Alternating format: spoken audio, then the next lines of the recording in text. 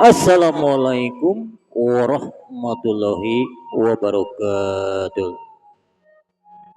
Aturan mitra-mitra, aturan wilujeng siang. Aturan Kang Arit biasa mitra bade nyangakeun dongeng kanggo ngahibur mitra-mitra sadayana di mana bae ayana. Balah mandar ieu dongeng teh ngajantenkeun rencang kanggo mitra-mitra sadayana.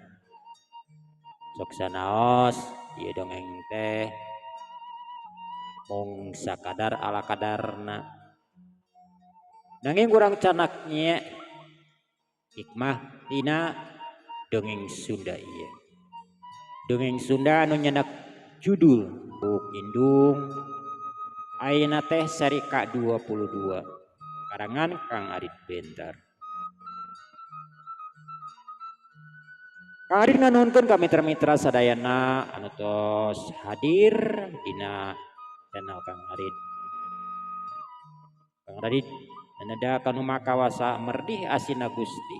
Mugia urang sadayana salamina aya dina panangtayungan Allah Subhanahu wa taala. Mugia urang sadayana ditetepkeun dina ridho sareng pitulung mantenna. Nyaeta dina ridho sareng pitulungna Allah Subhanahu wa taala. Kamari teh dina sari ka-21 nyaeta nuju nyarioskeun jang udil sareng jang rancung anu bade di pasihan tuang. Eta jang rancung jang udil meni atoh kabina-bina. Lain tadi cenah sang raja gitu. Kumaha ieu lajenganana dongeng Sunda? Kumaha lajenganana ieu jang udil sareng jang acung? Nah tiasa kabaud. Begitu nya mitra basa Sunda mah kabaud deh. Kabaud teh kan baud makmur. Seueur sakusukna basa Sunda mah. Kacandak kapangaruhan ku Prabu Gahar Samudra. Supados teh nyangkolong tingkana waktos sumangga Buk Indung urang kawitan bae.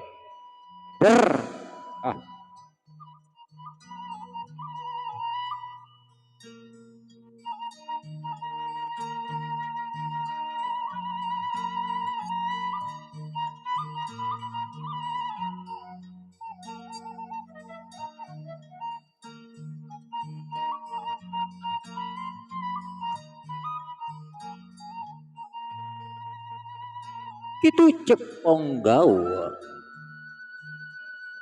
Aduh, Ponggawa. Tong kitu Pedah-pedah kuring duaan jalma teu boga. Pedah kuring keur lapar.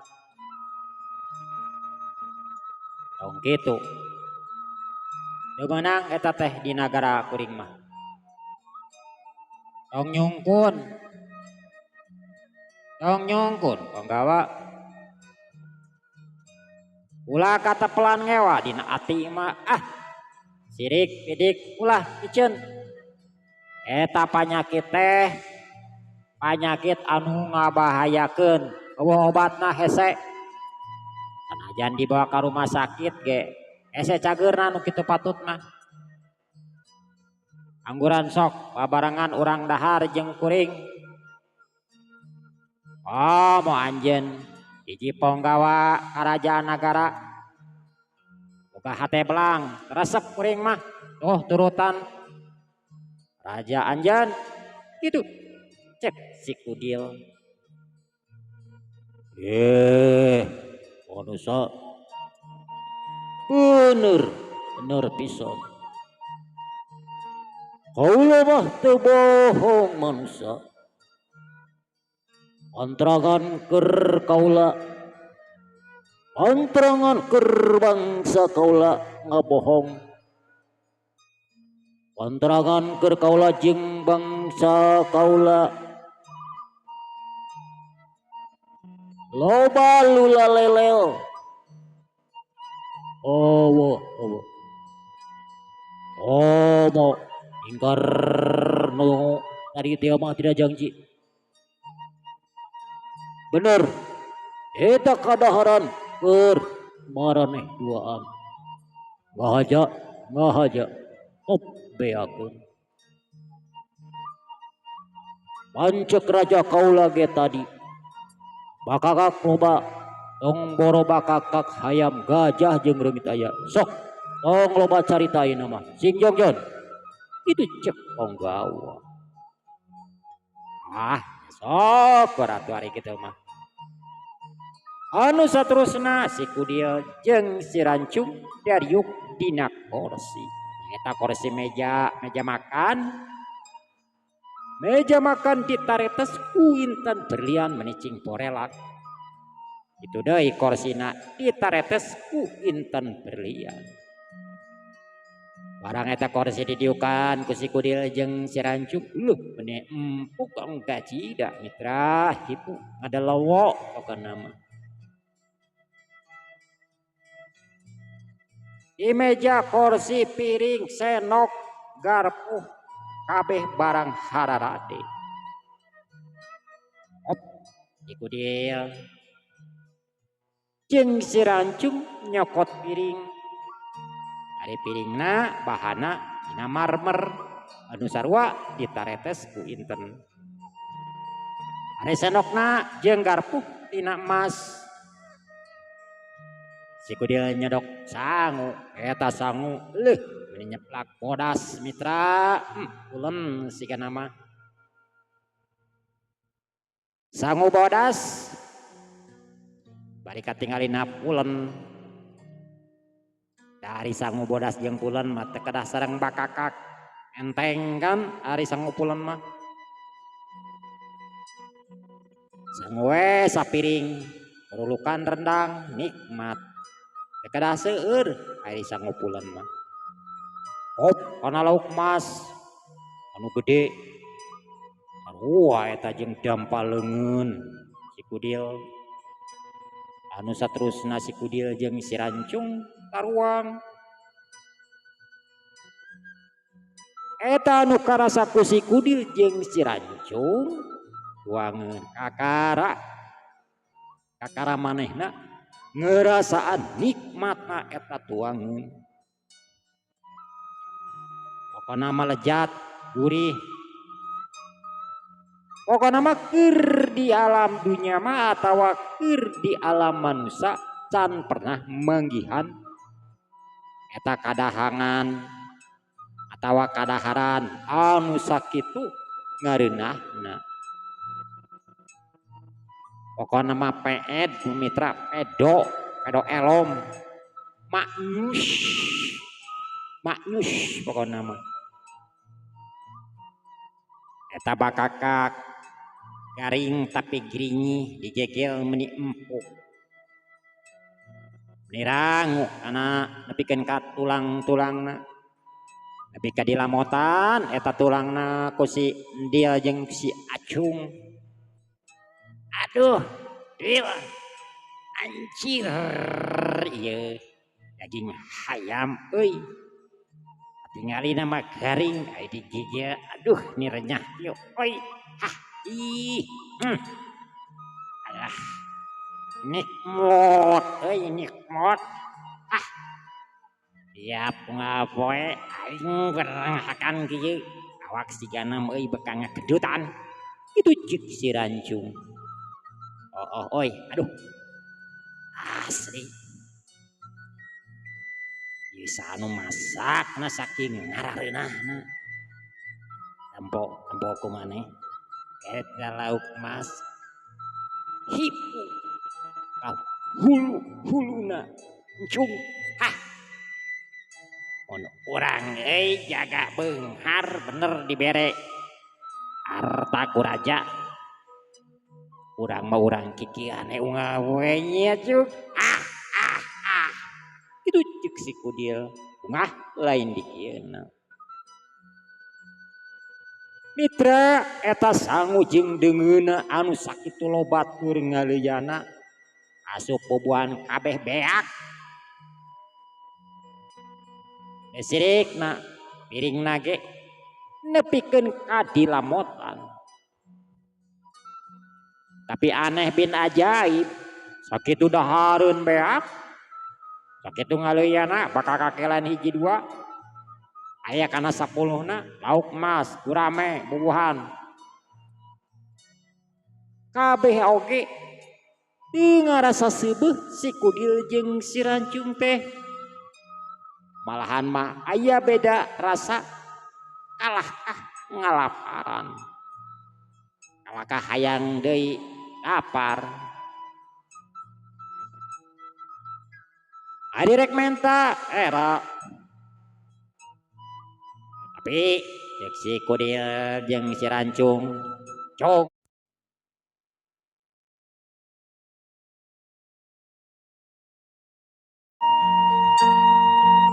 tapi cek si kudil cek si rancung sugan we cenah urang gancang-gancang bisa cicing di ieu nagara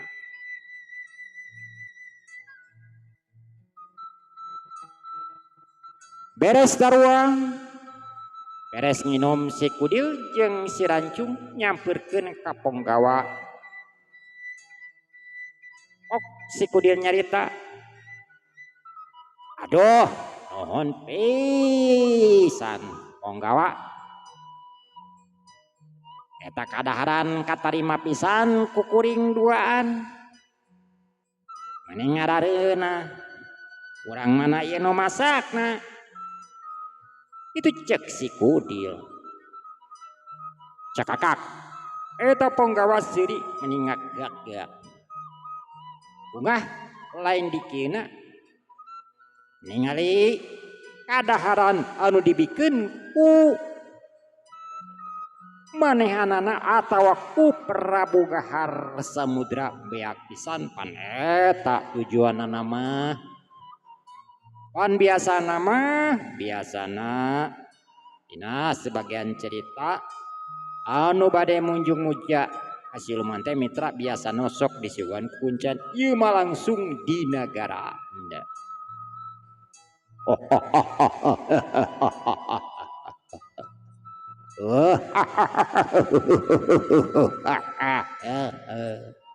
syukur manusia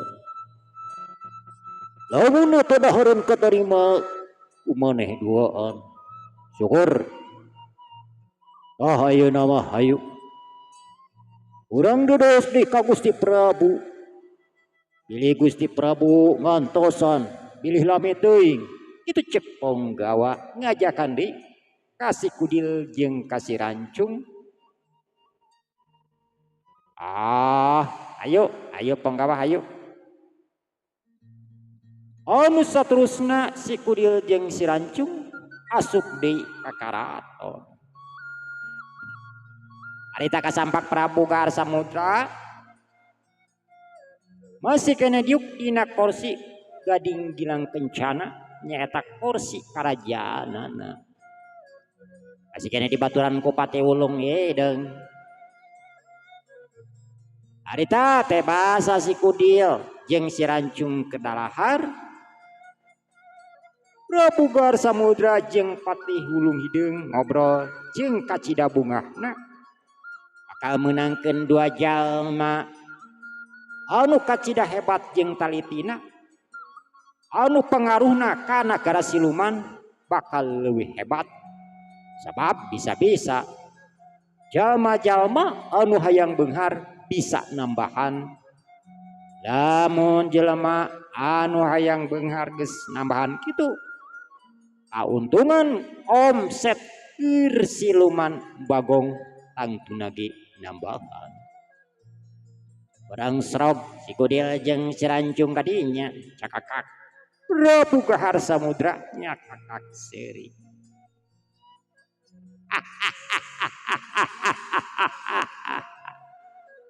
Kumaha manusia,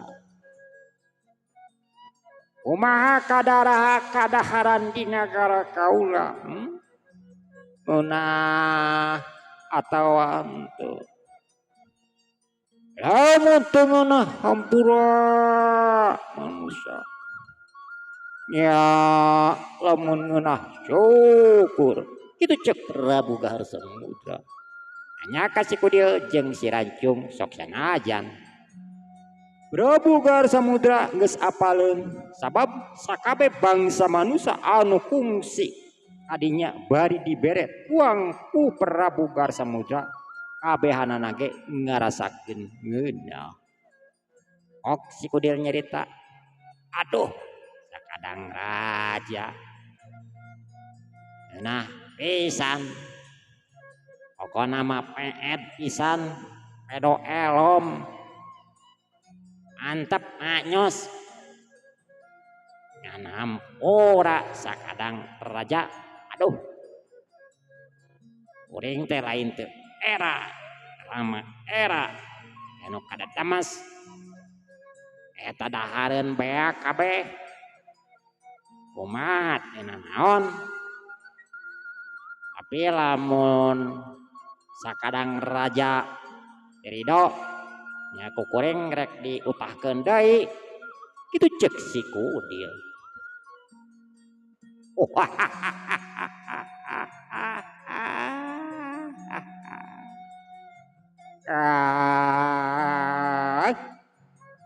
tuna naon manusia tuna naon syukur bagja keur kaula lamun katarima mah kaula bungah ngadengena andana anjeun dua narimakeun pamereti kaula ayeuna mah kaula rek nanya deui ka maneh duaan nah maneh bener hayang harta ti kaula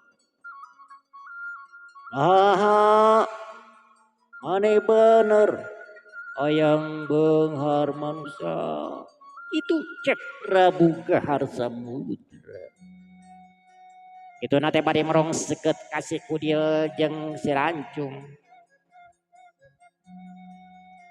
pok si kudil nyarita jeung aneh kacida sapekna si kudil jeung si Rancung dibere tuang ku Prabu Gahar Samudra rarasaan si Rancung jeung si kudil asa deukeut jeung Prabu Gahar Samudra asa leuwih deukeut rarasaan maena mah geus weuh teh puluhan taun we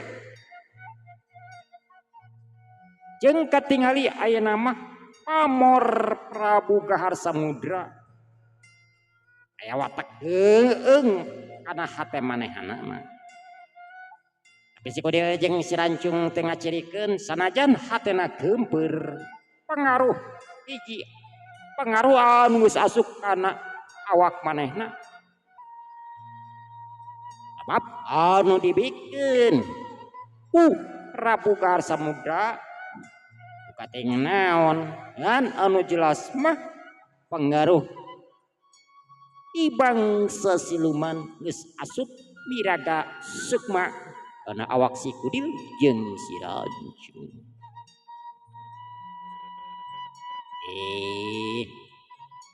dari masalah harta mah anu tadi teh diomongkeun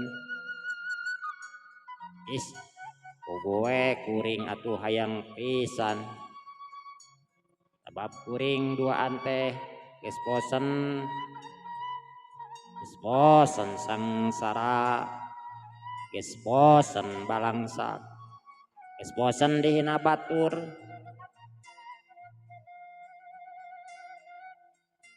pan raja Ari keur di nagara kuring mah ditempo teh duit jeung duit, harta jeung harta. Mana nu loba harta eta nu dihargaan, mana anu luhur jabatan eta dihargaan. Ari keur samodel kuring mah duaan jalma beleu ku hutang, jalma taya kaboga balangsak rara, balangsak lahir, balangsak batin. Dahar sore henteu isuk lain bohong. Kuring mah jujur we ka raja ayeuna. Kuring mah bisa dahar teh menang maling, menang papaok di warga. Ku inung bapa kuring mah geus dipikeun. Itu nasib kuring mah. Ayeuna raja rek nawaran kabeungharan.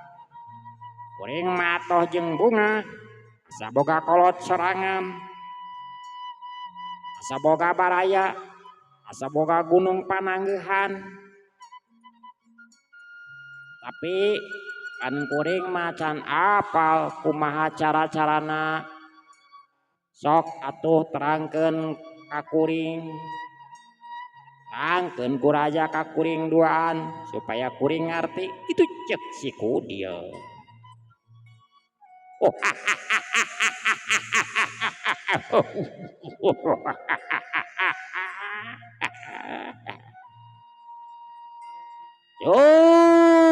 cukup bangsa. Lamun kanyah kaula geus katarima. Carana mah gampang. Ayeuna ku kaula rek dibere jimat. Nyaeta baju hikmah.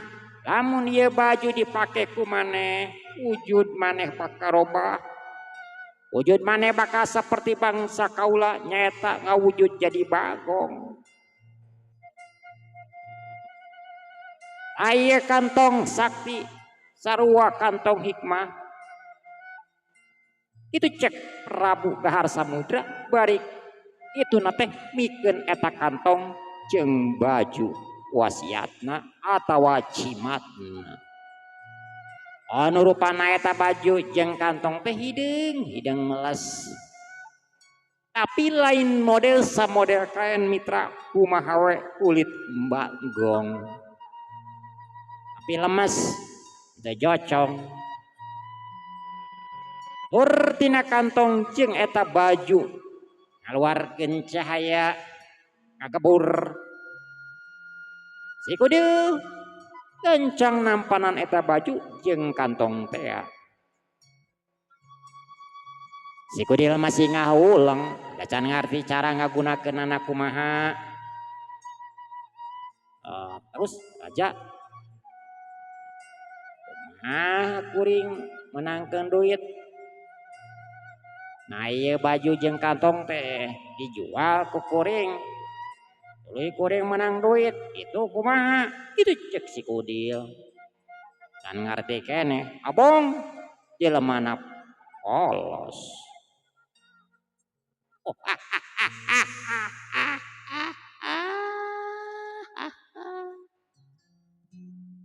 Tah ieu manusia. Lamun maneh rek neangan duit eta baju pake ku maneh. Jeung ulah poho. Eta kandung sakti ti kaula kongkoyangkeun dina beuheung maneh. Lamun maneh geus make baju anu ti kaula. Terus maneh lamun ngantelkeun awak kana hiji imah. Anu wande eta duit anu aya di jero imah bakal asup kana kantong eta. Sok sanajan eta duit dipetian dikunci digembok bakal kasedot bakal asup kana kantong eta. Eta kahebatan kantong ti kaula. Yang maneh wayahna kudu neangan jalma nu beunghar di kampung maneh ulah nu sangsara sabab ari nu sangsara mah tangtuna moal gabelgeun duit jeung maneh salila maneh neneangan duit harta ulah coba-coba ngadeukeutan tempat ibadah jeung ngadeuketan ka jalma anu keur ibadah sabab lamun dipaksakeun maneh bisa cilaka jeung watekna bakal panas ke negara gaul tah kitu manusia jeung maneh dina neangan duit ngandulkeun di kampung maneh wae tapi maneh bisa indit kanu jauh neang kanu anggang teangan dedengekeun imah nu mana nu beunghar anu dianggap beunghar jeung lamun maneh rek indit neangan duit maneh kudu persiapan kahiji maneh kudu nyiapkeun baskom eta baskom kudu desian ku cai anu dicampuran ku 7 rupa kembang yang siapkeun damar ku maneh eta baskom jeung damar kudu ditungguan ku maneh rancung jeung maneh rancung dina nungguan baskom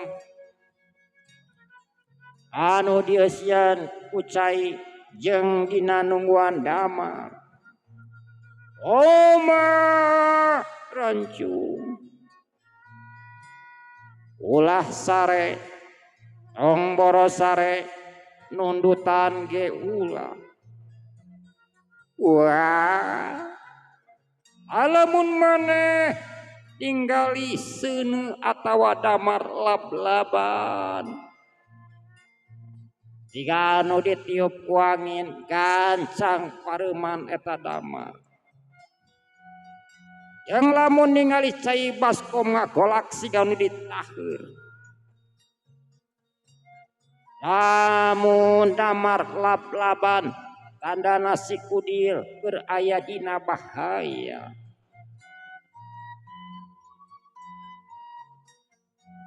gancang ku maneh pareuman eta damar tangtuna si kudil bakal salamet tah kitu rancung jeung lamun rek sakali ewang dina neangan duit bisa sakali ewang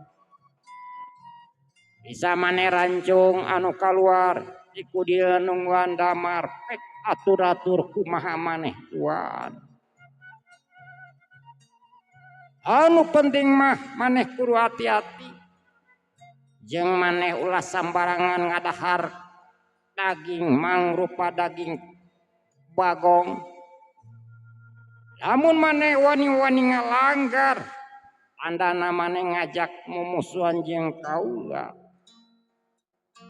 kitu kumaha kudil rancung kaharti atawa henteu itu cek Prabu Gahar Samudra dina rangkeunana panjang lebar oh ngarti raja ngarti pisan non raja kuring jeung si Ancung sakedeung deui bisa beunghar ayeuna mah ieu we raja kuring duaan merek kasaktian lainna naon bisi hiji mangsa kuring bantrok sepotosna